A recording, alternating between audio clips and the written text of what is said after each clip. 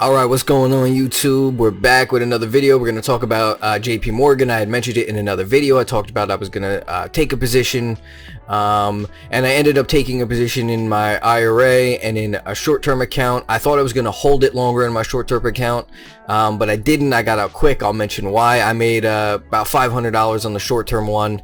The IRA is just a long-term hold into the future, just because it's one of the better places to put your money, I think.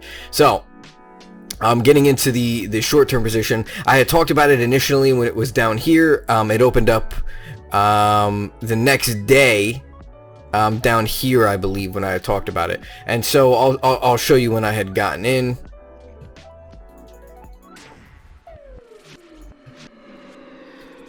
So I had gotten in on the break of VWAP this next day. So it came down to a bottom, it started to curl around, it opened higher than the top right here, and so as it pushed up, it came back down to VWAP. I hopped in, and then it kind of trailed VWAP all day, and again into the next day, not looking so great, but over the past few days it spiked up.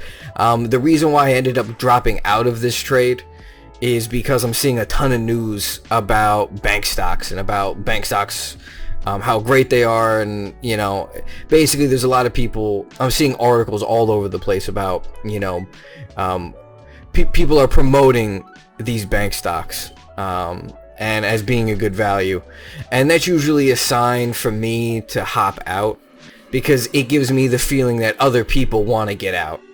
And so they're going to put this promotion out. They want to bring buying volume into the stock so they can exit their position without, causing a decrease in the share price any further. And also it gives them a lot of volume, so they could get a good, average price when they get out. And so when I hear everybody talking about it being good, it's usually already too late. And sometimes it continues higher, but I've seen a lot of times where it just that news comes out and it just tilts down, it just falls. And so we hopped out today on the break of 154. A nice $500, nothing crazy. But I gave you the levels, and I told you why I liked it. I mean, it's a great company, and it fell all the way down to this bottom right here. I mean, and it's actually not any more complicated than that. It made this high here. It comes down based on bad news, but JP Morgan's a good company, right? And so this is something, and it pays a dividend. This is something that fund managers want, pensions, people making their own retirement accounts, people messing with their IRAs, right? And that's the same thing what I did in my IRA. I averaged up. And that's what you do on the dips. You just buy more, and average your way up. And then over time, including the dividend, and I'm in the dividend reinvestment program with TD Ameritrade. So it just, it buys more shares instead of paying me the dividend. And with both those things together, the account just grows. And so the stock's appealing to all those different people, and it's off its highs from 167, and so it definitely has room, and the stock's definitely worth more. And I mean, we can see even the news today, which might make it go higher. Jamie Dimon on JP Morgan Chase, there isn't a single area where we can't grow. That's his quote. And bank stocks are doing well, financials are doing well. It's just it was just a good buy. And so you see it come down, and the reason why I liked it at these levels, because it was the previous support. See, it has this line right here, this line of support. I'll draw the line, maybe if it's difficult to see. So we draw the line just right across right there like that. And I mean, it's upward sloping a bit, but this is basically a support level for the stock, and that's what we wanted to see. We wanted to see it hit support. And then once we found it at support on its way down off its highs, you buy some, and then it pops up. And we got out because the news looked positive to everybody. They're promoting the stock now, a little bit after this bounce happened, right? Like when this was happening, it was like, oh, financials are getting crushed. Oh, financials are getting crushed. Everybody's afraid of their JP Morgan stock to go lower, and so people sell their positions. And those are the times that you want to buy. Buy when everybody's afraid, and sell it when everybody looks stoked. And so everybody looks stoked now, and we're out of the trade. But I did buy. You can't put much in the IRA each month, which ends up being kind of lame. But we picked up 6 shares of it in the IRA. Nothing crazy.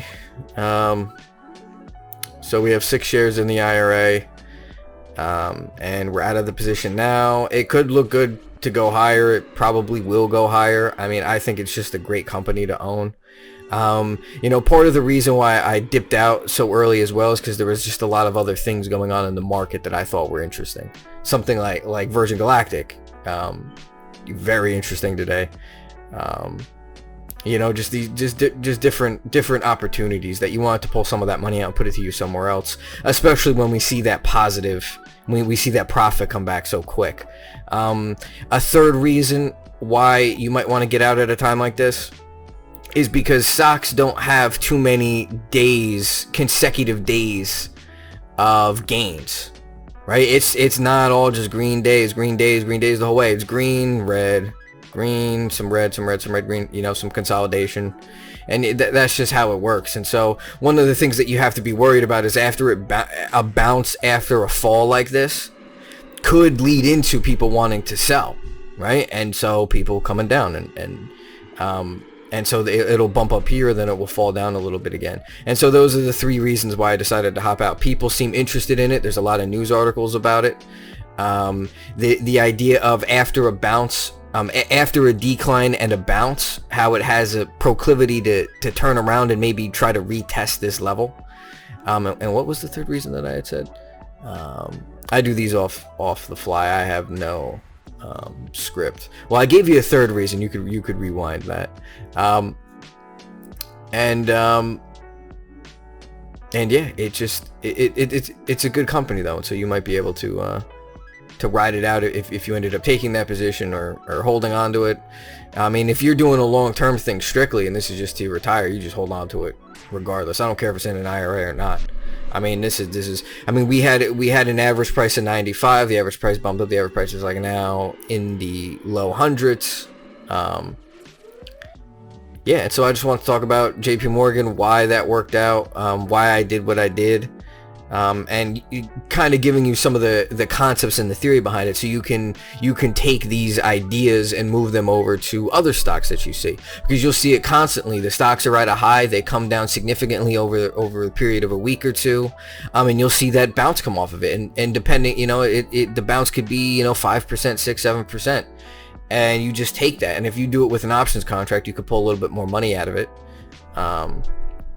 than you could with shares with a lower investment, which I actually did. I used options contracts to do this, and the IRA is shares, of course. So if you're doing anything like long term, don't use options contracts, and I'm sure you know that.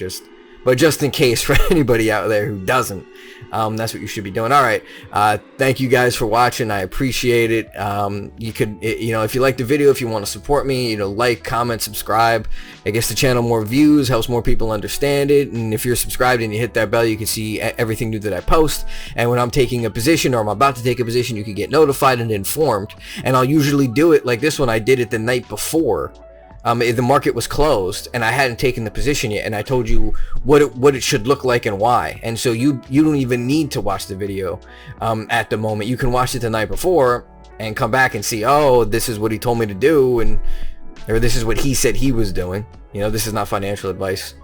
I have learning disabilities. Do not listen to anything I say ever at all, regardless. All right, thanks guys, I appreciate it. Yep, like, comment, subscribe, and I'll see you later. Peace.